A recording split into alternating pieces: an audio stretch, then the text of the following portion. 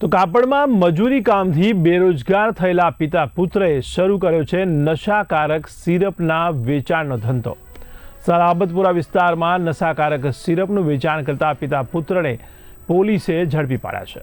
પોતાના ઘરમાં છેલ્લા દોઢેક મહિનાથી પ્રતિબંધિત નશાકારક સિરપ કોનેક્સ ટીની બોટલોનું વેચાણ કરતા હતા। પોલીસે નશાકારક સિરપની બોટલો સહિત કુલ 23,690નો મુદ્દામાલ પણ કબજે કર્યો છે। ત્યારે પોલીસે પિતા અનવર ખાનની ધરપકડ કરી પુત્ર સલમાન ખાનને વોન્ટેડ જાહેર કર્યો છે। સલાબતપુરા પોલીસ સ્ટેશન વિસ્તારના ડિસ્ટાફના જે એએસઆઈ દિનેશભાઈ છે એને બાતમી મળેલી ઉમરવાડા ચીમની ટેકરા ખાતે સલમાન ખાન પઠાણ અને એના જે પિતા છે અનવર ખાન પઠાણ એ પોતાના રહેણાંક મકાને કોરેક્સ બોટલો રાખી અને જે પ્રતિબંધિત છે એનું વેચાણ કરે છે।